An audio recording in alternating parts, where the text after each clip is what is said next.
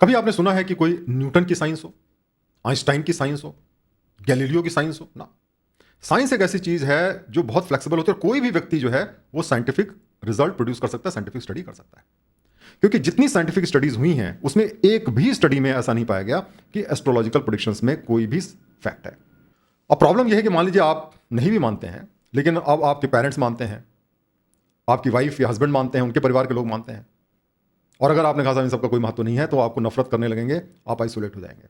उसी तरीके से जो बहुत बड़ी सेलिब्रिटीज़ होती हैं जिनको हम लोग रोल मॉडल की तरह देखते हैं, प्राइम मिनिस्टर हैं, चीफ मिनिस्टर्स हैं, बड़े बड़े फिल्म स्टार हैं, जब कोई भी फिल्म का इनॉग्रेशन होगा, कोई मंदिर में जाएगा, कोई भी काम करेंगे मुहूर्त देख के करेंगे। तो इन सब चीज़ों से क्या होता है कि आदमी, जो आम आदमी होता है, उसको ऐसा लगता है कि कुछ तो दम है, इतने बड़े बड़े लोग कर रहे हैं तो जरूर इसमें कुछ ना कुछ दम होगा, और उसको वो फॉलो करते हैं। चाहे न्यूमरोलॉजी किताब हो, चाहे एस्ट्रोलॉजी किताब हो, चाहे आपकी पामिस्ट्री किताब हो, सब कहीं ना कहीं जो है उनके रूट जो होते हैं किसी धर्म ग्रंथ से या हजारों साल पुराने होते हैं।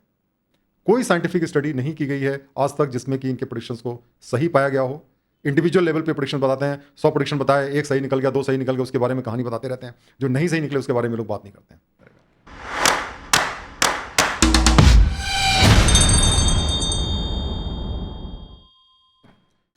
हेलो दोस्तों, इंटरनेशनल क्रिटिकल थिंकिंग फाउंडेशन पर आपका स्वागत है। दोस्तों, आज हम डिस्कस करेंगे एस्ट्रोलॉजी, पामिस्ट्री और न्यूमरोलॉजी के बारे में। ये जो टूल्स हैं ये सारी दुनिया में और ख़ास तौर से हमारे देश में बहुत पॉपुलर हैं। करोड़ों लोग इस पे विश्वास करते हैं और ये बहुत बड़ा धंधा है, बहुत बड़ा बिजनेस है। हजारों करोड़, हजारों अरब का बिजनेस है पूरी दुनिया के अंदर। तो दोस्तों, इसके बारे में हम जानते हैं कि ये क्या है, क्या इस पे विश्वास करना सही है, क्या ये साइंस है जैसा कि ये लोग क्लेम करते हैं जो एस्ट्रोलॉजर, पामिस्ट या फिर न्यूमरोलॉजिस्ट होते हैं, या ये सूडो साइंस है, झूठ है, साइंस नहीं है लेकिन उसको साइंस क्लेम किया जा रहा है। तो दोस्तों, ये वीडियो देखने के बाद में शायद आपको अपने बहुत सारे सवालों का जवाब मिलेगा। तो सबसे पहले हम बात करेंगे कि आज के वीडियो में आप क्या देखने जा रहे हैं। दोस्तों, हम सबसे पहले बात करेंगे पामिस्ट्री, न्यूमरोलॉजी, एस्ट्रोलॉजी के बारे में। ये क्या है, कहाँ से शुरू हुए, इनका क्या मतलब है। उसके बाद में हम भारत देश में एस्ट्रोलॉजी का जो एक ट्रेंड चल रहा है उसके बारे में चर्चा करेंगे। क्या ये बढ़ रहा है, क्या ये घट रहा है, इसके बारे में चर्चा करेंगे। फिर हम डिस्कस करेंगे कि एस्ट्रोलॉजी पे विश्वास करने वालों लोगों की जो संख्या होती है उसका क्या देश के डेवलपमेंट से कुछ रिलेशनशिप होता है। क्या डेवलप कंट्रीज में और डेवलपिंग कंट्री में, अमीर कंट्रीज में और गरीब कंट्री में एस्ट्रोलॉजर पे विश्वास ज़्यादा होता है या कम होता है, इसके बारे में हम डिस्कस करेंगे। दोस्तों, उसके बाद में हम डिस्कस करेंगे साइंटिफिक स्टडीज़ के बारे में जो एस्ट्रोलॉजी में की गई हैं और उनका क्या रिजल्ट है। और उसके बाद में हम जानेंगे कि अगर साइंटिफिक जो स्टडीज़ हैं उसमें एस्ट्रोलॉजी को साइंस नहीं माना गया तो फिर क्यों अरबों लोग दुनिया में इस पे विश्वास करते हैं। इसमें हम साइकोलॉजिकल फैक्टर्स को स्टडी करेंगे, जैसे emotional appeal, fear factor, culture और ट्रेडिशन जो हमारे होते हैं, साइकोलॉजिकल नीड्स क्या होती हैं, मार्केटिंग के बारे में, मीडिया के बारे में, ये सब डिस्कस करेंगे। और फिर हम डिस्कस करेंगे कि किस तरीके से हम ये जो अज्ञानता है उससे मुक्ति पा सकते हैं, जैसे कि क्यों ये चीज़ें होती हैं और क्या निदान है इसका। तो मैंने ये देखा कि हम ये जो मुख्य कारण है वो ये है कि हमें साइंटिफिक मेथड्स की और क्रिटिकल थिंकिंग टूल्स की जानकारी नहीं है। तो हम यहाँ पर डिस्कस करेंगे कि साइंस और सूडो साइंस के प्रेडिक्शन में क्या फ़र्क होता है। हम फॉरर इफेक्ट के बारे में बात करेंगे, कॉग्निटिव बायसेस के बारे में बात करेंगे, उसके बाद लॉजिकल फैलेसी के बारे में बात करेंगे, और फिर हम बात करेंगे स्टैटिस्टिकल फैलेसीज के बारे में। तो ये सारी चीज़ें जो हैं आप जब एक बार देखेंगे तो आपके अंदर कॉन्सेप्ट जो है, आपका कॉन्सेप्ट बिल्कुल क्लियर हो जाएगा। तो इसलिए आपसे रिक्वेस्ट है कि इस वीडियो को आखिर तक देखें, क्योंकि ये शायद आपकी लाइफ का एक ट्रांसफॉर्मेटिव वीडियो साबित हो। दोस्तों, इसके पहले कि मैं आज का सेशन शुरू करूं, मैं दुष्यंत कुमार जी की एक लाइन के बारे में बताना चाहता हूं। एक पोएम है उनकी जो साये में धूप पे लिखी गई है। सिर्फ हंगामा खड़ा करना मेरा मकसद नहीं, मेरी कोशिश है ये सूरत बदलनी चाहिए। दोस्तों, मेरा किसी से कोई बैर नहीं है। धार्मिक लोग हमारे परिवार में बहुत हैं, हमारे दोस्तों में बहुत हैं, इन सब चीज़ों पे विश्वास करने वाले लोग भी बहुत हैं। लेकिन सबसे इंपॉर्टेंट चीज़ ये है कि हमें सच का पता होना चाहिए। क्योंकि दोस्तों मेरा ऐसा पूरा विश्वास है कि जानबूझ के कोई भी व्यक्ति झूठ को एक्सेप्ट नहीं कर सकता। अगर आपके सामने सच हो और झूठ हो, आप हमेशा सच को ही एक्सेप्ट करेंगे। प्रॉब्लम यह है कि झूठ अक्सर इतना पॉपुलर होता है कि सच को मौका ही नहीं मिलता, सच को जानने का हमारे पास अपॉर्चुनिटी ही नहीं आती। इंटरनेशनल क्रिटिकल थिंकिंग फाउंडेशन में हम आपको एक सच बताने की कोशिश करते हैं और फिर फैसला आपका है कि आप हमारी बात को माने कि ना माने, ये बिल्कुल आपके ऊपर है। लेकिन कम से कम आपको दोनों पहलू की जानकारी तो होनी चाहिए, तभी तो आप डिसाइड कर पाएंगे क्या सही है क्या गलत है। तो चलिए आज का हम लेसन स्टार्ट करते हैं। तो दोस्तों पामिस्ट्री, एस्ट्रोलॉजी और न्यूमरोलॉजी क्या होते हैं? ये बहुत ही पुरानी, हजारों साल पुरानी प्रैक्टिसेस हैं जो कि ये क्लेम करती हैं कि उसे हम इंसान का करेक्टर, उसकी ज़िंदगी में क्या होने वाला है, उसका फ्यूचर क्या है, ये सारी चीज़ें हम बता सकते हैं।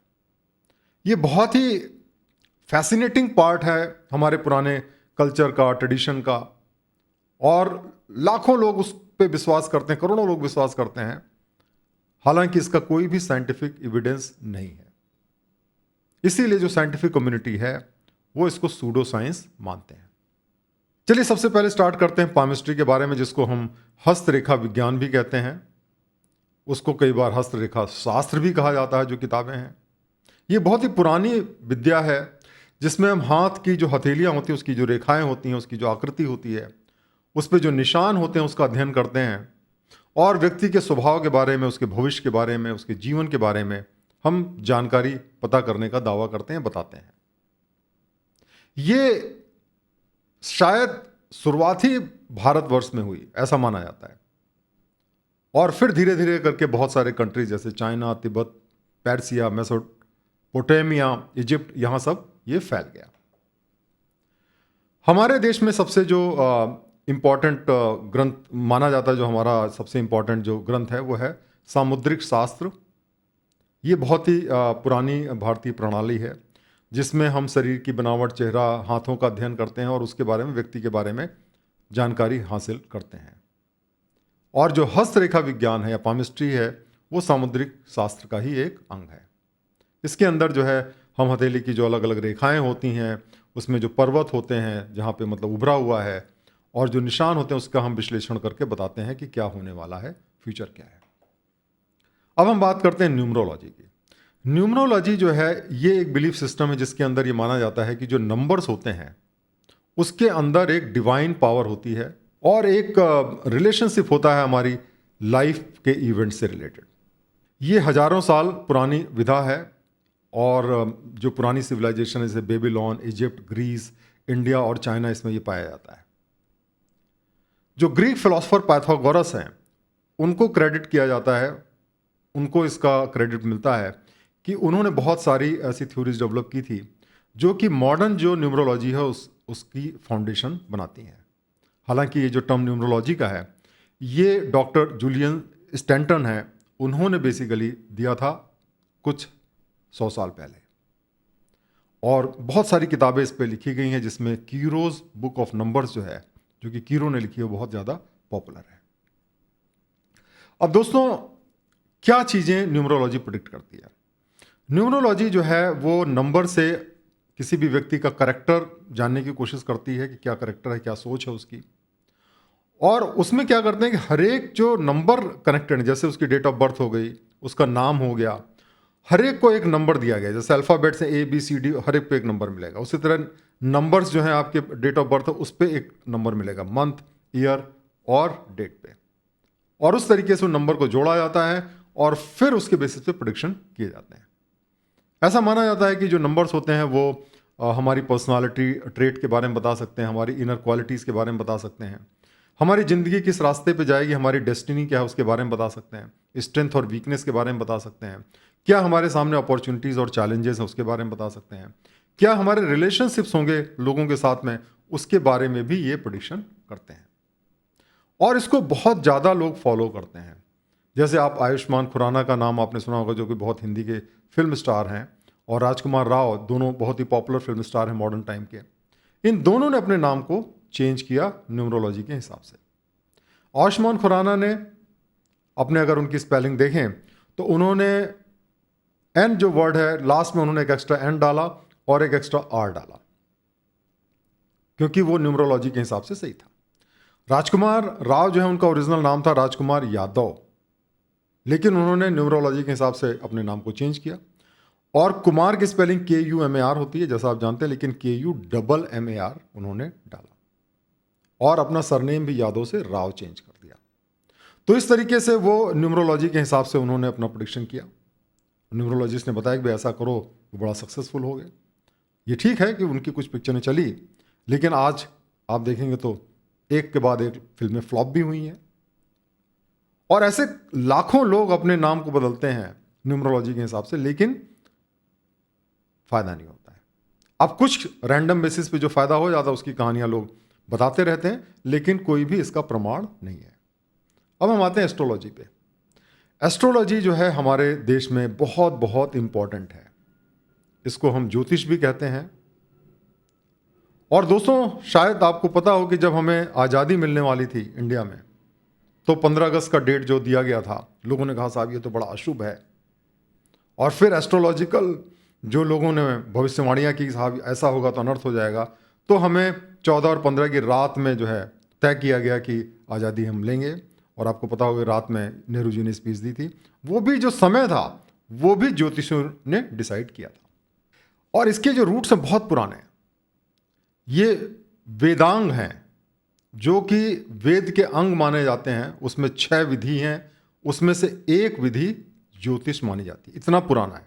और वेद जैसा कि आप जानते हैं कि हिंदू धर्म के सबसे सैक्रोसेंट माने जाते हैं, तो इस तरीके से आप मान सकते हैं कि ये भी उतने सैक्रोसेंट हैं, उतनी ज़्यादा महत्वपूर्ण है, उतने ज़्यादा पौराणिक है। इसके अलावा उपनिषद में और पुराणों में भी बहुत सारी चीज़ें वो ज्योतिष से रिलेटेड हैं, और वो भी एक आधार बनते हैं भारतीय ज्योतिष का। तो दोस्तों, ये जो है विधि ये 1200 BC से आती है, जो आपके वेदांग ज्योतिष है। इसका मतलब कि ईशा के बर्थ के 1200 साल पहले, मतलब 3200-3300 साल पुरानी विधा मानी जाती है। और ये हमारे देश में बड़ी इंटीग्रल पार्ट रही है। आप देखिए, कोई भी शादी होता है, ब्याह होती है, गृह प्रवेश होता है, सब जगह पे ज्योतिष का रोल रहता है। उससे पूछे बिना लोग काम नहीं करते हैं। यहाँ तक कि कोई भी शुभ काम करना होता है तो जरूर ज्योतिषियों का कंसल्टेशन किया जाता है।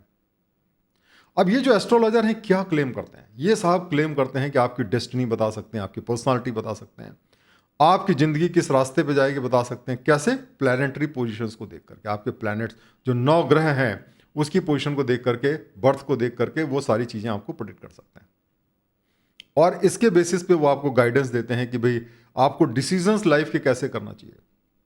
जैसे आपको क्या कैरियर चूज करना चाहिए, किससे शादी ब्याह करनी चाहिए, क्या आपकी स्पिरिचुअल ग्रोथ होनी, सब चीज़ जो है वो ज्योतिष के हिसाब से प्रेडिक्ट करते हैं। वो ये भी आपको बताते हैं कि आपके कर्म के बारे में बताते हैं कि आपकी पास्ट लाइफ के कर्म क्या रहे, क्योंकि जो पैदा होने का कॉन्सेप्ट होता है हमारे देश में संचित कर्मों पे होता है, और उसके बेसिस पे वो प्रेडिक्ट करते हैं कि भाई आपके क्या कर्म रहे हैं, और फिर किस तरीके से हम जो है उसको जो कॉस्मिक प्रिंसिपल हम क्या करें ताकि वो उससे अलाइन हो जाए, आपकी ज़िंदगी बढ़िया चले। फिर बहुत सारी वो रेमेडीज़ प्रिस्क्राइब करते हैं, जैसे मंत्र को जप करना, उसके बाद जेम पहनना, उसके बाद बहुत सारे रिचुअल पूजा पाठ होते हैं। आप जानते हैं बहुत सारी महामृत्युंजय जॉब होता है, पता नहीं क्या क्या चीज़ें होती हैं, जिससे वो डिफ़िकल्ट जो प्लानिटरी पोजीशन है उसको इन्फ्लुएंस करके आपकी ज़िंदगी सही रास्ते पे लेने का दावा करते हैं। तो एस्ट्रोलॉजीज जो होते हैं, लोग कहते हैं साहब बहुत ही ज़्यादा साइंटिफिक है। और ये जो पामिस्ट हैं, न्यूमरोलॉजिस्ट हैं, एस्ट्रोलॉजर हैं, वो सब कहते हैं कि साहब बहुत बड़ी हमारी साइंस है। लेकिन सही बात तो यह है कि इनको साइंस का मतलब ही नहीं पता है, क्योंकि कोई भी साइंस किसी टेक्स्ट पे बेस्ड नहीं होती है। और अगर हम किसी भी टेक्स्ट को फॉलो करते हैं तो फिर वो साइंस है ही नहीं। कभी आपने सुना है कि कोई न्यूटन की साइंस हो, आइंस्टाइन की साइंस हो, गैलीलियो की साइंस हो? ना। साइंस एक ऐसी चीज है जो बहुत फ्लेक्सिबल होती है, और कोई भी व्यक्ति जो है वो साइंटिफिक रिजल्ट प्रोड्यूस कर सकता है, साइंटिफिक स्टडी कर सकता है। क्योंकि जैसे ही हम उसको धर्म ग्रंथ से कनेक्ट कर देते हैं, फिर वो डिवाइन हो जाती है, ईश्वरीय हो जाती है, सैक्रोसेंट हो जाती है, और फिर हम उसमें कॉमा फुल स्टॉप भी चेंज नहीं कर सकते, तो फिर हम उसको फॉलो करते हैं। लेकिन ठीक है, अगर वो वाकई में इतनी महान होती जैसे न्यूटन्स लॉ है, तो फिर तो साइंटिफिक स्टडीज़ में वो सही पाया जाता। लेकिन जितने इंपेरिकल एविडेंस हैं उसमें कहीं पे भी ये सही नहीं पाया गया है। दूसरी बात है कि जब भी साइंस कोई बात बताता है, जैसे मान लीजिए कोई चीज़ नीचे गिर रही है, तो बताता है भाई ग्रेविटेशनल फोर्स काम कर रहा है, उसका एक रीज़न होता है। लेकिन इसका कोई रीज़न नहीं है कि भाई ग्रह यहाँ पे हैं, करोड़ों किलोमीटर दूर पे ग्रह हैं, उनका क्या असर हो रहा है। और कई सारे ग्रह तो पूरे काल्पनिक हैं, जैसे राहु केतु टाइप के ग्रह, जो कि है ही नहीं, लेकिन उसका असर जो है वो क्यों हो रहा है, कैसे हो रहा है, इसका कोई रीज़न नहीं है। कैसे वो पर्सनालिटी को इन्फ्लुएंस करते हैं, कोई कारण नहीं है। उसी तरह हाथ के शेप को देख करके जो डिसाइड करने का, उसका भी कोई रीज़न नहीं है। और साइंटिस्ट ऐसा मानते हैं कि जब बच्चा पैदा होता है और हाथ को अपनी उसको ऐसे बांध करके रखता है, तो ये सारे निशान वहाँ से पैदा होते हैं, इसका कोई भी फ्यूचर से कनेक्शन नहीं होता है। उसी तरह जो नंबर्स होते हैं, चाहे वो डेट ऑफ बर्थ हो, चाहे आपका नाम हो, तो पूरा पूरा का पूरा जो है वो रैंडम है। आप देखिए कि साल कहाँ से शुरू होगा, ये तो हमने डिसाइड किया। हर हिंदुओं का साल अलग शुरू होता है, क्रिश्चियंस का अलग शुरू होता है, इस्लाम में अलग कैलेंडर फॉलो होता है। तो डेट ऑफ बर्थ से कैसे कनेक्शन हो गया? नाम भी आप हिंदी में लिख सकते हैं, अंग्रेजी में लिख सकते हैं, किसी भी भाषा में लिख सकते हैं। तो ये सारी चीज़ें बिल्कुल ही कोई भी इसका बेसिस नहीं है। एक नाम की कितनी सारी स्पेलिंग्स होती हैं। तो ये साइंटिफिक कम्युनिटी इन सबको सूडो साइंस बेसिकली मानती है, क्योंकि इनका कोई भी साइंटिफिक आधार नहीं है। दोस्तों, अब हम डिस्कस करेंगे कि ये जो एस्ट्रोलॉजी में क्या ट्रेंड जो है वो पाया गया है इंडिया के अंदर। एक स्टडी हुई थी जिसको न्यूमरोवानी स्टडी के नाम से जाना जाता है। ये टाइम्स ऑफ इंडिया में दिसंबर 2024 में पब्लिश हुई थी। इसके अंदर 10,000 यंग इंडियंस जिनकी उम्र 18 से 35 साल की थी, उन्होंने पार्टिसिपेट किया। और इससे ये पता चला कि हमारे देश में यंग इंडियन के बीच में एस्ट्रोलॉजी का महत्व बढ़ता चला जा रहा है। होना ये चाहिए कि चलो पुरानी जनरेशन फॉलो कर रही, यंग जनरेशन तो प्रोग्रेसिव होनी चाहिए, लेकिन इतना प्रचार प्रसार इसका हो रहा है कि जैसे जैसे समय बीत रहा है, हमारे यहाँ एस्ट्रोलॉजी उतनी ही ज़्यादा पॉपुलर होती जा रही है। इस स्टडी में ये पाया गया कि 51% जो यंग इंडियन है वो एस्ट्रोलॉजर्स को, एस्ट्रोलॉजिकल जो इंसाइट्स होती है उसको डेली कंसल्ट करते हैं। 88% लोग ऐसे हैं जो कम से कम हफ्ते में एक बार अपनी हॉरोस्कोप को कंसल्ट करते हैं। 75% लोग जो है रिलाई करते हैं एस्ट्रोलॉजी को अपने रिलेशनशिप गाइडेंस के लिए। 52% लोग ऐसे हैं जो कि फाइनेंशियल एडवाइस के लिए एस्ट्रोलॉजी को यूज़ करते हैं।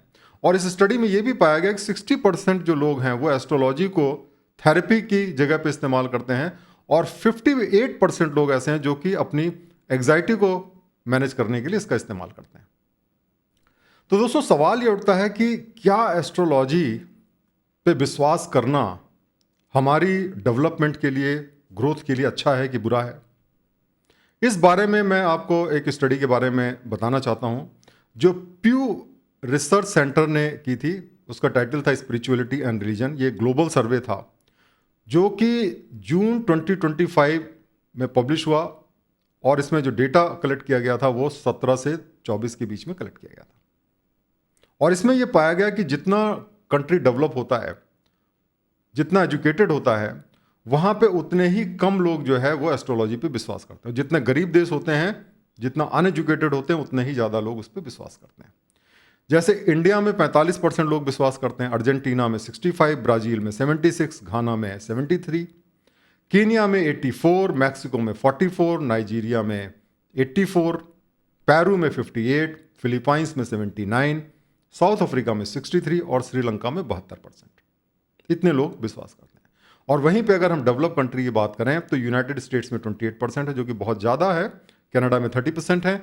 लेकिन अगर हम और कंट्रीज़ की बात करें तो ऑस्ट्रेलिया में 16% है, फ्रांस में 13% है, जर्मनी में 7% है, इटली में 9% है, स्पेन में 11% है और स्वीडन में केवल 7% लोग विश्वास करते हैं एस्ट्रोलॉजी में। तो इन जनरल आप देख सकते हैं कि जो कंट्री जितना ज़्यादा डेवलप्ड है, वहाँ के लोग उतना ही कम एस्ट्रोलॉजी पे विश्वास करते हैं। उसका कारण क्या होता है? कारण यह है कि अगर आपको प्रॉपर एजुकेशन मिले और केवल किताबी ज्ञान ना हो कि आपने साहब डिग्रियां ले ली, एग्जाम पास कर दिया, नौकरी पा गए, बल्कि आप एक रैशनल और क्रिटिकल थिंकर डेवलप होते हैं, अगर अपने आप को आप साइंटिफिक टेम्पर डेवलप करते हैं, तो ऑटोमेटिकली आपका विश्वास इन सब चीज़ों पे कम हो जाएगा। क्यों? क्योंकि जितनी साइंटिफिक स्टडीज़ हुई हैं उसमें एक भी स्टडी में ऐसा नहीं पाया गया कि एस्ट्रोलॉजिकल प्रेडिक्शंस में कोई भी फैक्ट है। सबसे फेमस स्टडी जो है वो एक कार्लसन एस की हुई है जो कि 1985 में हुई थी। ये डबल ब्लाइंड टेस्ट हुआ था एस्ट्रोलॉजी का, और दुनिया का सबसे प्रेस्टिजियस जो जर्नल है नेचर के नाम से, उसमें ये पब्लिश किया गया था। और ये बहुत ही फेमस स्टडी है, बहुत डॉक्यूमेंटेड की गई है, इसको बहुत ज़्यादा अच्छे तरीके से डिज़ाइन किया गया था। इसके अंदर एक कमेटी ऑफ साइंटिस्ट थे और एक कमेटी ऑफ एस्ट्रोलॉजर थे, और एस्ट्रोलॉजर्स को ये कहा गया कि आप जो है उनके जो बर्थ चार्ट्स होते हैं उसको देख करके पर्सनालिटी को मैच करिए कि भाई उन हर एक साइंटिस्ट की क्या पर्सनालिटी है या हर एक लोगों की क्या पर्सनालिटी है। लेकिन जब उसको एग्जामिन किया गया तो ये पाया गया कि उनके प्रेडिक्शंस जैसे सिक्का उछालने वाला होता है, चांस से बेटर नहीं थे। उसी तरह एक दूसरी स्टडी है जो कि 1977 में पब्लिश हुई थी, मैग्रेवे जेडी की स्टडी है, probabilities in every day life. ये बेसिकली इसके अंदर क्या किया गया था, जितने भी साइंटिस्ट थे उनको जोडियक साइंस दिए गए, और अगर देखा जाए तो भाई अगर मान लीजिए सारे साइंटिस्ट हैं तो कुछ तो कॉमन होना चाहिए ना उनके अंदर, उनके जोडियक्स कॉमन होने चाहिए। लेकिन ऐसा पाया गया कि कुछ भी उसमें कॉमन नहीं था, कोई भी फेवरेबल ऐसा चीज नहीं पाई गई जिससे ये पता चला कि साहब वो साइंटिफिक कैरियर को अडॉप्ट कर, क्योंकि पूरा रैंडमनेस था। मतलब हर जोडियक साइन के लोग वहां पे थे, हर राशि के लोग वहां पे थे।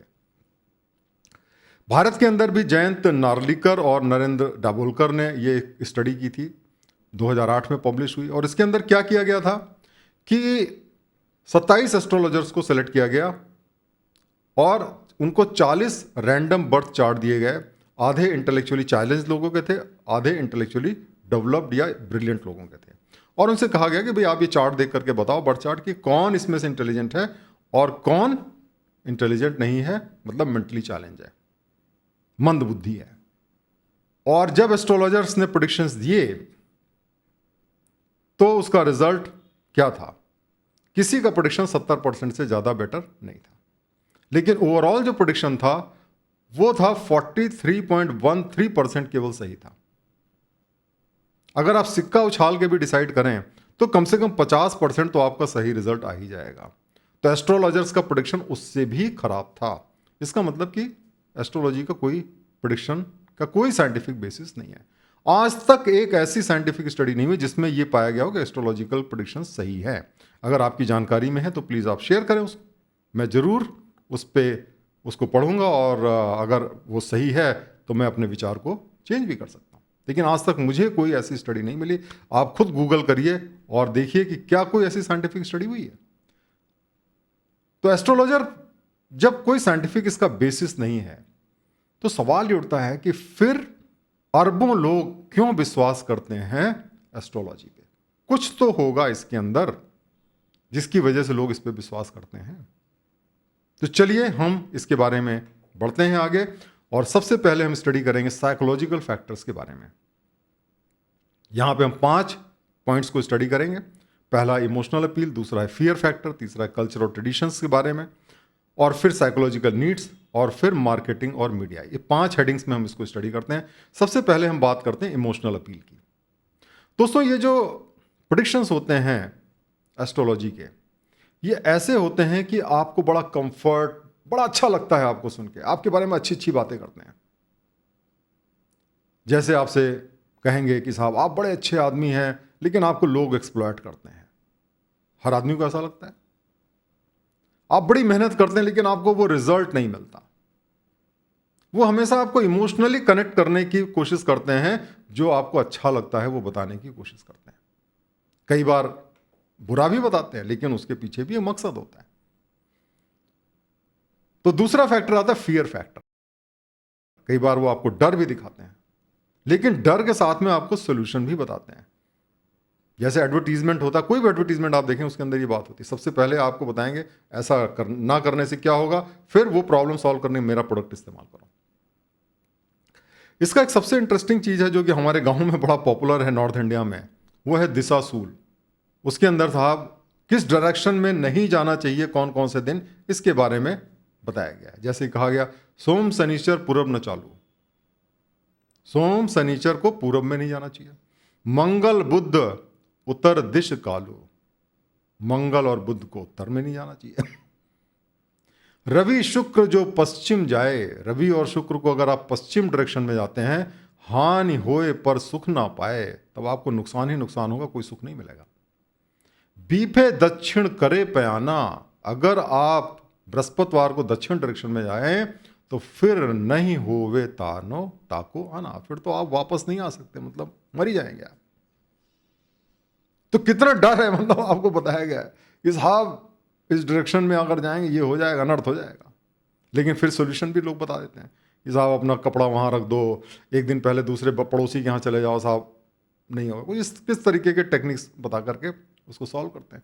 लेकिन इतना लोगों का विश्वास है कि साहब उस दिन चाहे जो हो जाए, अगर आपको दिशाशूल चल रहा है तो नहीं जाएंगे, चाहे जो इंटरव्यू हो, अपॉइंटमेंट हो, कुछ भी हो। उसी तरीके से दूसरी चीज जो है वो है साहब मंगल ग्रह।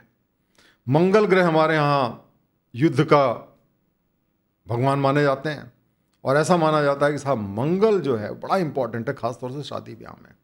क्योंकि अगर एक जो मांगलिक व्यक्ति है उसकी अगर नॉन मांगलिक से शादी कर दी गई तो साहब उसकी ज़िंदगी में बहुत तकलीफ़ें होंगी, और यहाँ तक कि जो नॉन मांगलिक आदमी है उसकी मृत्यु भी हो सकती है। लेकिन मांगलिक मांगलिक की शादी अगर करेंगे तो वो एक दूसरे को न्यूट्रलाइज कर देंगे और वो रिश्ता अच्छा चलेगा। और इस चक्कर में कितनी सारी शादियां लोग नहीं करते हैं, रिश्ते तोड़ देते हैं, क्योंकि साहब मांगलिक मांगलिक की ही शादी हो सकती है, नॉन मांगलिक की शादी हो सकती है, मांगलिक नॉन मांगलिक की नहीं होती है। इतना डर रहता है कि साहब आप मर सकते हैं, आपका अनर्थ हो जाएगा। उसी तरह अगर आप साउथ में जाएं तो वहां राहु काल का बड़ा महत्व है। हर दिन करीब 1.5 घंटे तक जो है राहु काल लगता है, सुबह सूरज निकलने से सूर्यास्त के बीच में। और ऐसा माना जाता है कि कोई भी इंपॉर्टेंट वर्क नहीं करना चाहिए, कोई नौकरी ज्वाइन नहीं करनी चाहिए ऐसे समय, कोई भी शुभ काम राहु काल में नहीं करना चाहिए। इसका जो बेसिस है वो एक धृक पंचांग है, जो हिंदू कैलेंडर है उसके अंदर ये बताया गया है। और उसके अंदर ये कहा गया है कि साहब वैदिक एस्ट्रोलॉजी के हिसाब से राहु जो है बड़ा ही अशुभ ग्रह है, और इस समय अगर आप कोई भी काम करेंगे तो वो शुभ नहीं हो सकता, और कोई भी शुभ काम अवॉइड करें। इसीलिए मान लीजिए आपको नया काम शुरू करना है, किसी इंपॉर्टेंट इवेंट में जाना है, कोई इंपॉर्टेंट ट्रांजैक्शन करना है फाइनेंशियल, तो राहु काल में ना करिए। क्योंकि अगर आप कोई अच्छा काम भी करेंगे, पूजा है, हवन है, यज्ञ है, राहु काल में तो कोई रिजल्ट आपको नहीं मिलेगा। ये खासतौर से साउथ इंडिया के अंदर मैंने देखा बहुत ज़्यादा लोग इस पे विश्वास करते हैं। तो ये जो है जो प्रेडिक्शंस हैं आपके, डर क्रिएट करते हैं, अगर आपने ऐसा किया तो अनर्थ हो जाएगा। तीसरा कारण है कल्चरल और ट्रेडिशनल। दोस्तों हमारे देश में जितनी शादियां होती हैं सब ज्योतिषी के बाद ही, उसके अप्रूवल के बाद नहीं होती हैं। शादियां ही नहीं, गृह प्रवेश होता है, कोई भी काम अच्छा होता है तो साहब बिना ज्योतिष को कंसल्ट के लोग नहीं करते हैं। अब प्रॉब्लम यह है कि मान लीजिए आप नहीं भी मानते हैं, लेकिन अब आपके पेरेंट्स मानते हैं, आपकी वाइफ या हस्बैंड मानते हैं, उनके परिवार के लोग मानते हैं, और अगर आपने कहा साहब इन सब का कोई महत्व नहीं है तो आपको नफरत करने लगेंगे, आप आइसोलेट हो जाएंगे। इसीलिए आप देखें कि चाहे आप माने ना माने, हर जगह आपको मुहूर्त पे ही ये सारे काम, शुभ काम होते हैं। क्योंकि सोसाइटी में हमारे जब 90% लोग इस पे विश्वास करते हैं, 99% लोग विश्वास करते हैं, तो इससे निकलना बड़ा मुश्किल हो जाता है, क्योंकि सब लोग इस पे विश्वास करते हैं। और इससे क्या होता है, ट्रेडिशन कंटिन्यू होता चला जाता है हजारों साल से। उसके बाद में दोस्तों चौथा जो कारण है वो है साइकोलॉजिकल नीड। साइंस के अंदर देखिए क्या होता है कि साइंस हमेशा प्रोबेबिलिटी की बात करता है। साइंस कभी भी किसी चीज़ को 100% कॉन्फिडेंस के साथ नहीं कहता है कि आप ये दवा खाएंगे 100% सही हो जाएंगे, ऐसा नहीं है। क्या कोई 10% चांसेस हैं, 90% चांसेस हैं, 99% चांसेस हैं।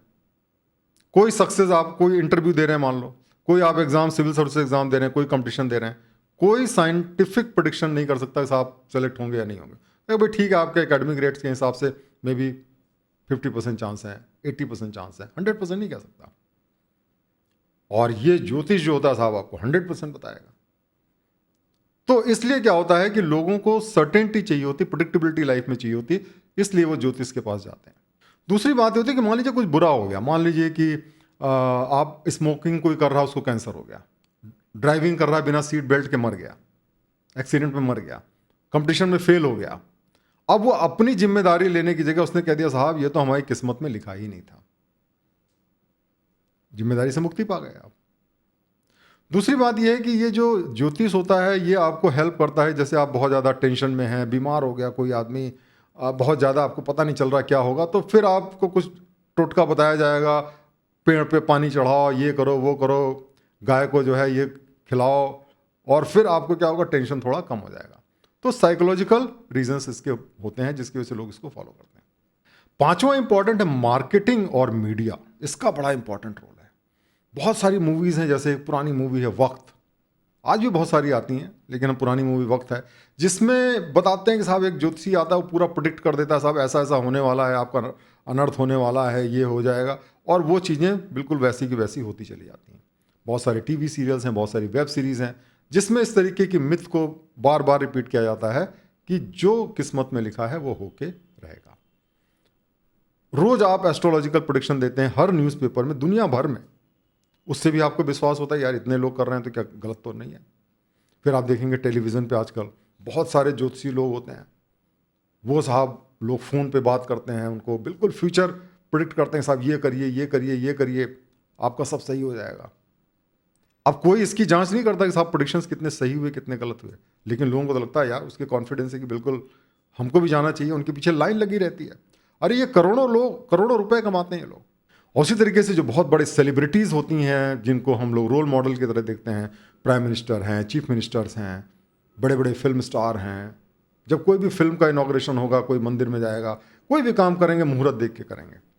तो इन सब चीज़ों से क्या होता है कि आदमी, जो आम आदमी होता है, उसको ऐसा लगता है कि कुछ तो दम है, इतने बड़े बड़े लोग कर रहे हैं तो ज़रूर इसमें कुछ ना कुछ दम होगा, और उसको वो फॉलो करते हैं। तो दोस्तों ये सारे रीजंस हैं, साइकोलॉजिकल रीजन है, जिसकी वजह से लोग ज्योतिष को या न्यूमरोलॉजी को या फिर आपका पामिस्ट्री को क्वेश्चन नहीं करते हैं और उसको फॉलो करते हैं, क्योंकि उनको लगता है कि सही है। लेकिन अगर वाकई में आप रैशनल तरीके से चीज़ों को सोचना चाहते हैं तो आपको ये जो अज्ञानता है इससे आपको दूर होना पड़ेगा, क्योंकि दोस्तों ज्ञान एक ऐसी चीज़ है जो हमें सच्चाई की तरफ ले जाता है। ज्ञान एक रोशनी की तरह है जिसमें हम हर चीज़ को देख सकते हैं। अंधेरे में आप चीज़ों को नहीं देख सकते, क्या टेबल है, क्या चेयर है, क्या सोना है, क्या चांदी है, नहीं देख सकते। जब रोशनी होती है तो हर चीज़ आपको दिखाई देती है, और ये आपको तब मिलेगी जब आप साइंटिफिक मेथड्स के बारे में जानेंगे, क्रिटिकल थिंकिंग टूल्स के बारे में जानेंगे। और हमारे देश में और दुनिया में बहुत से लोग इसके अज्ञान हैं, इसके बारे में पता नहीं, और इसीलिए ये चीज़ें जो सूडो साइंस हैं वो उनको इम्प्रेस कर देती हैं। तो चलिए हम 5 ऐसे टूल्स और साइंटिफिक मेथड्स के बारे में जानते हैं जिसकी जानकारी आपको बहुत ही उपयोगी साबित हो सकती है सच्चाई को जानने में। पहले हम बात करेंगे साइंटिफिक और सूडो साइंटिफिक प्रेडिक्शन में क्या फ़र्क होता है, फिर हम फॉरेर इफेक्ट की बात करेंगे, कॉग्निटिव बायस की बात करेंगे, लॉजिकल फैलेसी की बात करेंगे और स्टैटिस्टिकल फैलेसी की बात करेंगे। तो चलिए सबसे पहले हम आते हैं साइंटिफिक और सूडो साइंटिफिक प्रेडिक्शन में क्या फ़र्क होता है। दोस्तों जो भी साइंटिफिक प्रेडिक्शन होता है वो हमेशा मैथमेटिकल होता है, उसमें नंबर्स होना बहुत ज़रूरी है, प्रोबेबिलिस्टिक होता है। उसमें कोई भी चीज़ ये नहीं कही जाती कि साहब 100% हो जाएगा, नहीं, उसमें प्रोबेबिलिटी होती है। हो सकता है 99.999% हो, 100% टाइप से प्रेडिक्शन नहीं किया जाता है। उसके अंदर कोई एम्बिग्विटी नहीं होती है, मतलब ये नहीं होता कि साहब पहले आपके बुरे दिन आएंगे फिर आपके अच्छे दिन आएंगे, ये एम्बिगुअस हो गया, कितने दिन बुरे दिन कितने दिन अच्छे। फिर साइंटिफिक लॉज होते हैं जिसमें बहुत हाई लेवल ऑफ प्रोडिक्टिबिलिटी होती है, उसको हम साइंटिफिक लॉज का टर्म देते हैं। और सबसे बड़ी बात है कि ये जितने साइंटिफिक प्रेडिक्शन होते हैं फॉल्सिफाइबल होते हैं, मतलब कि आप उसको गलत प्रूफ कर सकते हैं। उसके अंदर एक तरीका होता है कि आप गलत प्रूफ कर सकते हैं, अगर आप गलत प्रूफ कर दिए वो रिजेक्ट हो जाएगा। अब जैसे मान लीजिए हम कुछ एग्जाम्पल लेते हैं जिसमें बहुत एक्यूरेट प्रेडिक्शन साइंस करती है, जैसे सोलर और ल्यूनर इक्लिप्स है, जो सूर्य और चंद्र ग्रहण होता है उसका बहुत एक्यूरेट प्रेडिक्शन करती है, क्योंकि प्लैनेट के जो मोशंस होते हैं बहुत प्रेडिक्टेबल होते हैं। सैकड़ों हजारों साल पहले आपको मिनट्स और सेकंड्स में प्रेडिक्ट किया जा सकता है। प्रोजेक्टाइल मोशन जो होता है वो ग्रेविटी से गवर्न होता है, बहुत एक्यूरेट प्रेडिक्शन हो सकता है। लॉ ऑफ ग्रेविटी बिल्कुल परफेक्ट तरीके से प्रेडिक्ट हो सकती है। तो सब फार्मूले के फॉर्म में आप उसका बहुत एक्यूरेट प्रेडिक्शन कर सकते हैं। लेकिन इस सब जगह पॉसिबल नहीं है। जहां बहुत सारे फैक्टर्स होते हैं वहां पे कई बार आप प्रोबेबिलिटी के बेसिस पे प्रेडिक्शन करते हैं। जैसे वेदर फोरकास्ट है, आप अगर देखिए वेदर, तो उसमें ये नहीं कहता कि साहब आज पानी बरसेगा नहीं बरसेगा, उसमें कहता साहब 70% चांस है, 80% चांस है, कभी कभी 100% चांसेस होते हैं जब बहुत ज़्यादा होने, या कभी कभी 0% भी होते हैं। उसी तरीके से कोई मेडिसिन आप लेते हैं तो ये क्लेम नहीं होता कि साहब 100% इफेक्टिव है, इसकी इफेक्टिवनेस 99% है, इसकी इफेक्टिवनेस 90% है। उसी तरह मान लीजिए जैसे कि कहा जाए कि स्मोकिंग से कैंसर होता है, ऐसा नहीं होता कि हर स्मोकर को कैंसर हो जाता है और कोई आदमी ना स्मोक करे तो उसको कैंसर नहीं होगा, नहीं, ऐसा नहीं होता है। इसमें स्टडी की जाती है, मान लीजिए कि 1000 लोग ऐसे जो स्मोकिंग करते हैं उनका कैंसर रेट देखा गया, 1000 लोग जो स्मोकिंग नहीं करते हैं उनका कैंसर रेट देखा गया, और फिर ये देखा गया कि जो लोग स्मोकिंग करते हैं उनके कैंसर के रेट, कैंसर होने की रेट 10 गुना, 20 गुना, 50 गुना बढ़ जाती है। लेकिन 100% कहीं नहीं होता। तो ये हमेशा प्रोबेबिलिटी के बारे में बात करता है, प्रोबेबिलिस्टिक। अगर किसी भी प्रेडिक्शन में नंबर्स नहीं है तो मान लीजिए वो साइंटिफिक नहीं है। कई बार ये बात हम न्यूज़पेपर्स में नहीं डालते हैं या न्यूज़ में नहीं डालते हैं, हम परसेंटेज नहीं बताते हैं, लेकिन अगर आप वाकई में स्टडी में जाएंगे तो आपको पता चलेगा कि उसमें हमेशा नंबर्स होते हैं। वहीं पे जो सूडो साइंटिफिक प्रेडिक्शंस होते हैं वो एक्यूरेट नहीं होते हैं, ना वो प्रिसाइज होते हैं, ना किसी इंपेरिकल स्टडी पे बेस्ड होते हैं। वो नंबर्स का बिल्कुल इस्तेमाल नहीं करते। वो कहेंगे साहब आपकी ज़िंदगी में खुशी आएगी, बहुत जल्दी आएगी, बहुत देर से आएगी, जो भी चीज़ें हैं, बट उसमें कोई भी वो वेग होते हैं, बेसिकली एम्बिगुअस लैंग्वेज रहते हैं जिसको आप अपने हिसाब से इंटरप्रेट कर सकते हैं। मैं आपको बताऊंगा उसके एग्जांपल। फॉल्सीफाइबल नहीं होते हैं। देखिए साइंटिफिक जितने प्रेडिक्शंस होते हैं फॉल्सीफाइबल होते हैं। अगर मान लीजिए आपने प्रेडिक्ट किया 100% पानी बरसेगा और नहीं बरसा, 90% प्रेडिक्ट किया पता चला पानी नहीं बरसा, और ऐसे आपने 10 प्रेडिक्शंस किए और पता चला कि 9 बार गलत साबित हुए, आपका प्रेडिक्शन बेसलेस है। अगर आप मान लीजिए कि आपने सोलर इक्लिप्स और ल्यूनर इक्लिप्स को प्रेडिक्ट किया और नहीं हुआ उस समय, तो आपका वो गलत है। या आपने स्टडी की और पता चला कि साहब स्मोकिंग और नॉन स्मोकिंग में सेम परसेंटेज ऑफ कैंसर पाया गया, तो आप इस स्टडी को बिल्कुल कूड़ेदान में फेंक सकते हैं। तो हर साइंटिफिक स्टडी फॉल्सीफाइबल होती है। उसके अंदर एक मेथड होता है जिससे आप प्रूफ कर सकते हैं कि वो कैसे गलत है। लेकिन अगर आपने कह दिया साहब ये तो पूर्व जन्मों का आपका कर्म है जिससे ये हुआ, आपका कैसे प्रूफ करेंगे? तो दोस्तों इसके ठीक अपोजिट जो एस्ट्रोलॉजिकल प्रेडिक्शंस होते हैं वो बहुत ही वेग होते हैं, मतलब उसको आप गलत प्रूफ नहीं कर सकते और वो सबको सही लगते हैं। जैसे कि आपसे कहा गया कि भाई आपका एक क्रिएटिव साइड है, लेकिन आप उसको दूसरों को नहीं दिखाते हैं। आप एक बहुत ही लॉयल फ्रेंड हैं जो बहुत ही रिलेशनशिप्स को डीपली वैल्यू करते हैं। आप करंटली एक बहुत डिफिकल्ट पीरियड से जा रहे हैं चेंज और ग्रोथ के। आपके अंदर एक हिडन टैलेंट और स्किल है जिसको आप प्रॉपरली इस्तेमाल नहीं कर रहे हैं। आप एक बहुत ही कॉम्प्लेक्स पर्सन हैं और आपकी पर्सनालिटी के बहुत सारे पार्ट हैं, बहुत सारे फेसेट्स हैं। चीज़ें पहले खराब होंगी फिर धीरे धीरे अच्छी हो जाएंगी। आप एक बैड फेज से गुजर रहे हैं लेकिन अच्छे दिन आपके जल्दी आने वाले हैं। अब इस तरीके के जो प्रेडिक्शंस होते हैं ये फॉल्सीफाइबल नहीं है, क्योंकि इसमें ना तो कोई डेट दी गई है, ना चीज़ों के बारे में बताया कि क्या अच्छा है क्या बुरा है, लॉयल्टी क्या है। हर आदमी को ये लगता है कि ये सही है, और इसीलिए जब प्रेडिक्शंस में मैथ्स ना हो, कोई भी नंबर ना हो, तो समझ लीजिए वो झूठ है। इसका सबसे अच्छा एग्जाम्पल है जिसको हम कहते हैं फोरर इफेक्ट। ये बेसिकली एक साइकोलॉजिस्ट हैं बर्ट्रैम फोरर, उनके नाम पे है ये। और इन्होंने क्या किया कि कुछ स्टूडेंट्स को कहा कि भाई हम तुम्हारी पर्सनालिटी बताएंगे, ये टेस्ट लो। और वो टेस्ट सब लोगों ने लिया, उसमें बहुत सारे क्वेश्चन पूछे गए थे, उसका जवाब दिया उन लोगों ने कि हाँ उनके लिए सही है कि गलत है। और उसके बाद में उन्होंने पर्सनालिटी का जो स्कोर था सबको बताया कि भाई ये आपका पर्सनालिटी टेस्ट है। और लोगों से कहा अच्छा ये बताइए कि आपको कितना सही लगता है ये हमारा जो प्रेडिक्शन है। तो लोगों ने, जो स्टूडेंट्स थे, उन्होंने 4.2 का एवरेज प्रेडिक्शन किया, सही लगने का मार्किंग दिया। मतलब कि उन्होंने कहा कि ये प्रेडिक्शंस उनके हिसाब से उन्होंने 84% मार्क्स दिए, इतना एक्यूरेट था। लेकिन मजे की बात ये थी कि जो स्कोर दिए गए, जो पर्सनालिटी ट्रेट लोगों को बताए गए, सबके एग्जैक्टली सेम थे। मतलब आपको जैसे पेपर दिया गया, आप जो मर्जी उसमें आंसर लिखो, लेकिन रिजल्ट आपको सेम दिया गया। लेकिन उसके बावजूद सभी को लगा कि ये मेरे बारे में बिल्कुल एक्यूरेट पर्सनालिटी बता रहा है। कारण क्या था कि उसके अंदर जो क्वेश्चंस दिए गए थे वो एस्ट्रोलॉजिकल बुक से लिए गए थे। जैसे उसके अंदर क्वेश्चन थे, you have a great need for people to like and admire you. आपके अंदर एक बहुत बड़ी ज़रूरत है कि लोग आपको लाइक करें और एडमायर करें।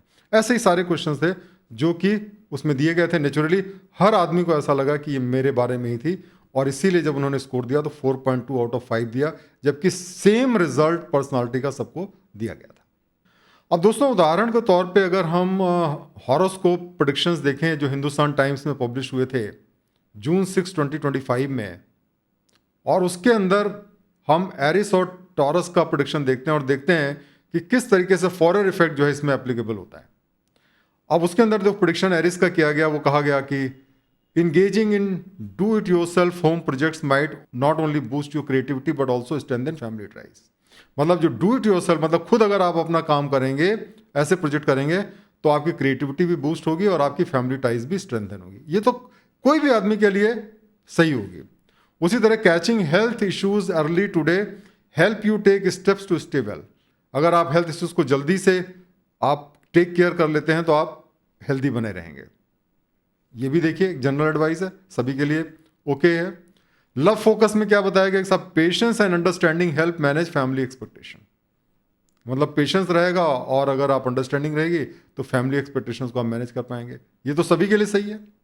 इसी तरह टॉरस का प्रेडिक्शन देखिए क्या था, increasing steps today can boost fitness even with slight soreness. थोड़ा बहुत अगर सोरनेस भी हो तो, या कोई दिक्कत हो, पैर में दर्द भी हो रहा हो, तो आप अपने को रोज वॉक करें, उससे आपकी फिटनेस बढ़ेगी। अरे ये तो सबके लिए वैलिड है। Spreading money across options today feel safer than relying on one.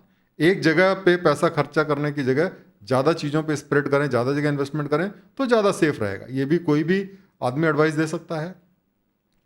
Building new business contract might require caution as reliability is not always guaranteed. ये भी देखिए कि भैया आप नया बिजनेस शुरू कर रहे आ रहे हैं तो कॉशन रखना चाहिए आपको। तो इसमें कौन सी नई चीज़ है? अदरवाइज तो ये सारी चीज़ें बिल्कुल ऐसी हैं जो सभी के लिए सही हैं। लव फोकस में बताया गया कि साहब पहला स्टेप्स लेने आप लीजिए और अपने इमोशंस को एक्सप्रेस करिए। ये भी बात सभी के लिए वैलिड है। तो इस तरीके से आपने देखा कि जो प्रेडिक्शंस होते हैं वो ऐसे होते हैं कि सभी के लिए वैलिड हैं, और इसीलिए लोगों को लगता है कि हाँ साहब कितना एक्यूरेट है ज्योतिष जो है। अब तीसरा हम पॉइंट लेते हैं कॉग्निटिव बायसेस के बारे में। कॉग्निटिव बायसेस देखिए वो बायसेस होती हैं जो हमारे माइंड का इंस्टेंट रिएक्शन रहता है, मतलब इंट्यूटिव रिएक्शन जो रहता है बिना लॉजिकल एनालिसिस को कॉग्निटिव बायस कहा जाता है। और यहाँ पे कन्फर्मेशन बायस जो होता है वो एप्लीकेबल है। कन्फर्मेशन बायस क्या होता है? ये हमारी एक टेंडेंसी होती है, हम ऐसी इंफॉर्मेशन चाहते हैं जो हमारे एग्जिस्टिंग बिलीव्स को और एक्सपेक्टेशंस को कंफर्म करते हैं, और हम ऐसी इंफॉर्मेशन को ज़्यादा वेट देते हैं जो हमारे विश्वास के अनुरूप हों, और जो हमारे विश्वास के अगेंस्ट में हो वो ऐसी इंफॉर्मेशन हम इकट्ठा ही नहीं करते हैं, और अगर हमारे सामने आ जाए तो हम उसको रिजेक्ट कर देते हैं। ये हमारे अंदर एक नेचुरल टेंडेंसी होती है, क्योंकि हमें क्विक सोल्यूशन चाहिए होता है।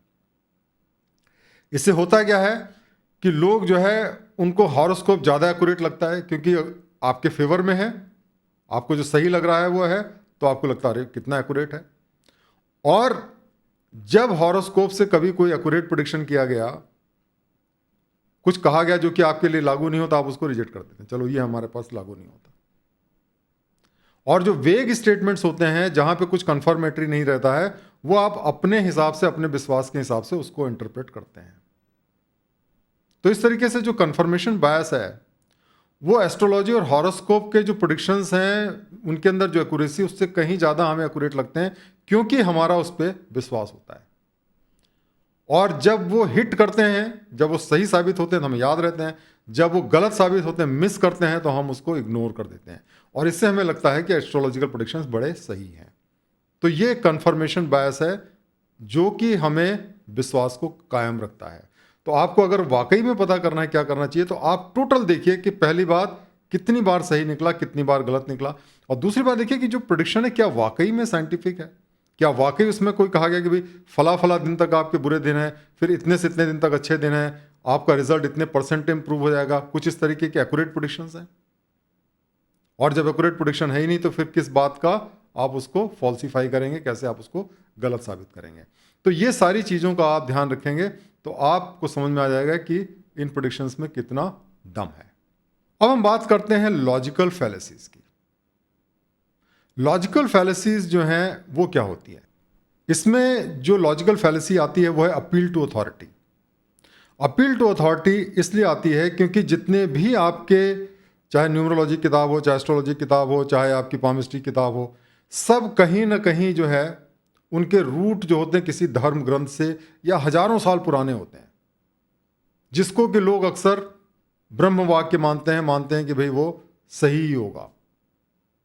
जैसे मैंने आपको बताया कि वेदों से आपका जो है वो ज्योतिष आता है। अब आप उसको कैसे क्वेश्चन करेंगे, क्योंकि क्वेश्चन करने का मतलब वेद को क्वेश्चन करना। तो लोग कहते हैं भाई हाँ वेदों से रिलेटेड है, जरूर सही होगा। उसी तरह जो आपकी क्लॉडस टोलेमी है वो वेस्टर्न एस्ट्रोलॉजी का फाउंडेशन टेक्स्ट है, जिसके अंदर बहुत सारे कॉन्सेप्ट इंट्रोड्यूस किए गए हैं, जैसे एस्ट्रोलॉजिकल हाउसेज हैं, एस्पेक्ट्स हैं, और जियोसेंट्रिक मॉडल उसमें यूनिवर्स का इस्तेमाल किया गया। लेकिन फिर भी लोग उस पर विश्वास करते हैं क्योंकि वो हजारों साल पुराने हैं। तो आपको लगता है कि भाई धर्म ग्रंथ से आ रहा है, वेदों से रिलेटेड है तो सही होगा, आप उसको क्वेश्चन नहीं करते। पांचवा जो इंपॉर्टेंट पार्ट है जो हमें जानने की जरूरत है, पांचवी जो इंपॉर्टेंट चीज है वो है स्टैटिस्टिकल फैलेसी। स्टैटिस्टिकल फैलेसी में हम बात करते हैं रिग्रेशन टुवर्ड द मीन। ये एक फैलेसी होती है जिसका मतलब ये होता है कि जब भी कोई नेक्स्ट जो आपका स्टेप आने वाला है वो आपका एवरेज स्टेप होगा। मतलब जैसे मान लीजिए कि कोई एक क्रिकेटर है जिसका एवरेज स्कोर 50 है, तो अगर मान लीजिए मैंने 100 स्कोर किया तो अगली बार मेरी प्रोबेबिलिटी ये नहीं कि मैं उससे ज़्यादा करूँगा, 100 बनाऊँगा, अगली बार प्रोबेबिलिटी मैं एवरेज स्कोर की तरफ जाऊँगा, 50 की तरफ। अगर मैं 0 स्कोर करता हूँ तब भी मेरी पॉसिबिलिटी है कि मैं अगली बार 50 बनाने के मैक्सिमम चांसेस हैं, क्योंकि वो मेरा एवरेज स्कोर है। तो एक्सट्रीम जो रिजल्ट्स होते हैं वो हमेशा एवरेज रिजल्ट की तरफ अग्रसर होते हैं। तो इस तरीके से मान लीजिए आप बीमारी से ग्रसित हैं, बहुत सारी बीमारियां हैं आपको, आप कहीं पे हार गए, फेल हो गए, या मान लिया एक पंचक नक्षत्र का कॉन्सेप्ट होता है कि उसमें अगर कोई व्यक्ति मर गया और प्रॉपर उसका पूजा नहीं हुई तो 5 लोग उस फैमिली में मर जाएंगे। और फिर बहुत सारे महामृत्युंजय जाप और बहुत सारी चीज़ें बताई गई हैं। मंगल दोष है, और ये बताया जाता है कि साहब इसमें आप ये रिचुअल फॉलो करें तो आपकी चीज़ें सही हो जाएंगी। तो वो नॉर्मल तो होना ही है, एक्सट्रीम चीज़ें हमेशा नॉर्मल की तरफ आती हैं। अगर आज आपकी फैमिली में कोई व्यक्ति मर गया या एक और मर गया तो ऐसा नहीं है कि अगली बार 1 साल में 5 लोग मर जाएंगे।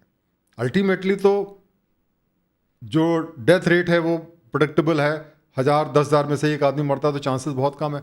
तो अल्टीमेटली होगा यही कि एवरेज पे आएगी, बीमारी से आप सही होंगे, और उसका क्रेडिट कौन ले लेगा? ये ज्योतिषी लोग ले लेंगे। इसका बड़ा एक इंटरेस्टिंग स्टोरी मुझे याद आती है। एक व्यक्ति ने कहा कि देखो ये इंस्ट्रूमेंट है, इससे मैं भूत भगा देता हूँ, और मैंने देखो अभी इंस्ट्रूमेंट से भूत सारे भगा दिए। तो दूसरे ने कहा अरे भैया भूत थे ही कहाँ यहाँ पे? कहते देखो भगा दिए ना मैंने सारे भूत। तो जब भूत थे ही नहीं तो भगाने का क्या प्रश्न है? लेकिन फिर भी इसका क्रेडिट लोग ले लेते हैं कि देखिए आपकी ये विपदा आने वाली थी और हमने उसको भगा दिया, जबकि हकीकत में क्या था कि विपदा आने की पॉसिबिलिटी वैसे ही 0.1% थी, 99% या 99.9% तो वैसे ही नहीं थी। तो वो लोगों को लगता है कि शायद ज्योतिष की वजह से वैसा हो गया। तो दोस्तों फाइनली हमारा जो कंक्लूजन क्या निकलता है कि जो एस्ट्रोलॉजी है, न्यूमरोलॉजी है, पामिस्ट्री है, ये कोई साइंस नहीं है बल्कि सूडो साइंस है। कोई साइंटिफिक स्टडी नहीं की गई है आज तक जिसमें कि इनके प्रेडिक्शंस को सही पाया गया हो। इंडिविजुअल लेवल पे प्रेडिक्शन बताते हैं, 100 प्रेडिक्शन बताए, 1 सही निकल गया, 2 सही निकल गया, उसके बारे में कहानी बताते रहते हैं। जो नहीं सही निकले उसके बारे में लोग बात नहीं करते हैं। लोग इनको फॉलो करते हैं इमोशनल और साइकोलॉजिकल रीज़न से। और अगर हम क्रिटिकल थिंकिंग और साइंटिफिक टेम्पर को प्रमोट करें तो हम इन चीज़ों को अवॉइड कर सकते हैं, इनसे बच सकते हैं। दोस्तों कई बार सवाल उठता है कि भाई ये चल रहा है चलने दो यार, इसमें क्या नुकसान है? भाई क्या नुकसान है? दोस्तों बहुत सारे नुकसान हैं। इसीलिए अगर हम एस्ट्रोलॉजी, न्यूमरोलॉजी या ये जो पामिस्ट्रीज को अगर हम छोड़ दें तो बहुत सारे फ़ायदे होंगे। क्या फ़ायदे होंगे? अब जैसे मान लीजिए आज आप गृह प्रवेश करते हैं, मुहूर्त के दिन करेंगे और पता चला मुहूर्त 6 महीने बाद में है, आपका घर खाली पड़ा हुआ है, आप घर में शिफ्ट नहीं कर पा रहे हैं, खर्चा लग रहा है कि नहीं लग रहा है? शादी करेंगे कुंडली मिला के करेंगे, कुंडली नहीं मिले शादी रिजेक्ट कर दी, आपकी चॉइसेस कितनी कम हो गई। आप मेरिट पे नहीं जा रहे हैं, बहुत सारे लोग जिससे वाकई में आपकी अच्छी शादी हो सकती है आपने इसलिए रिजेक्ट कर दिया, कुंडली नहीं मैच कर रही है। फिर आजकल लोग शुभ मुहूर्त में शादी करते हैं, पता चला साल में 90 दिन ही शादी कर सकते हैं, बाकी दिन शादी का मुहूर्त ही नहीं है। तो फिर क्या होता है, जो भी शादी घर होते हैं, होटल्स होते हैं, उसमें उस पीरियड में रेट एकदम आसमान छूने लगते हैं, 2 गुने 3 गुने रेट हो जाते हैं। अगर सपोज करिए कि 365 दिन अगर शादी हो सके तो उनके रेट आधे भी हो जाएंगे, आधे से कम हो जाएंगे, और वो आप इतना पैसा बचा पाएंगे। मैच मेकिंग में आपकी चॉइसेस बहुत सारी बढ़ जाएंगी, किसी भी डायरेक्शन में आप कभी भी ट्रेवल कर सकते हैं। और फिर जो आप पैसा आपको खर्चा करना पड़ता है, जो आप बहुत सारा पैसा एस्ट्रोलॉजर को देते हैं, न्यूमरोलॉजिस्ट को देते हैं, या हाथ देखने वाले को देते हैं, सब बच जाएंगे। इसकी कोई ज़रूरत आपको नहीं पड़ेगी। जो रिचुअल आपसे कराते हैं, जो टेंशन देते हैं आपको, उन सब चीज़ों से आप बच सकते हैं। सबसे बड़ी बात यह है कि आप अपनी एक्शंस की जिम्मेदारी लेंगे। आप भगवान को, किस्मत को ब्लेम नहीं करेंगे, और इसका रिजल्ट ये होगा कि हर सक्सेस और फेल्योर से आप कुछ ना कुछ लेसन लर्न करेंगे, और धीरे धीरे करके आप ज़्यादा समझदार हो जाएंगे, ज़्यादा इंटेलिजेंट हो जाएंगे, और एक बेटर डिसीजन मेकर होंगे। आप लाइफ में सक्सेस पाएंगे। इसीलिए ज़रूरत है कि हम क्रिटिकल थिंकिंग को डेवलप करें, साइंटिफिक टेम्पर को डेवलप करें, ये सूडो साइंसेज इनको छोड़ें, क्योंकि जब तक हम इनके पीछे भागते रहेंगे तब तक हम अच्छी ज़िंदगी नहीं जी पाएंगे। तो दोस्तों, मुझे उम्मीद है कि आज का वीडियो आपको पसंद आया होगा। आपने आज जाना होगा कि जो न्यूमरोलॉजी है, एस्ट्रोलॉजी है, पामिस्ट्री है, ये क्यों सूडो साइंस हैं, हमें क्यों इनके पीछे नहीं भागना चाहिए, हमें क्यों लॉजिक और रीज़न से हर चीज़ों को सॉल्व करना चाहिए। अगर आपको ये वीडियो पसंद आया है, लोगों को शेयर करें, कमेंट करें। अगर आप मेरे व्यू से सहमत नहीं भी हैं तो लॉजिकली अपने व्यू को प्रेजेंट करें, क्या चीज़ इसमें गलत है, और हम उसका जो जवाब देंगे, उसका भी आंसर देंगे। और अगर आपके पास कोई भी रिसर्च स्टडी है जिसमें पाया गया है कि ये साइंटिफिक है, तो ज़रूर उसको आप कमेंट में डालें। मैं ज़रूर उसको री एग्ज़ामिन करूँगा और उसका जवाब देने की कोशिश करूँगा। बहुत बहुत धन्यवाद।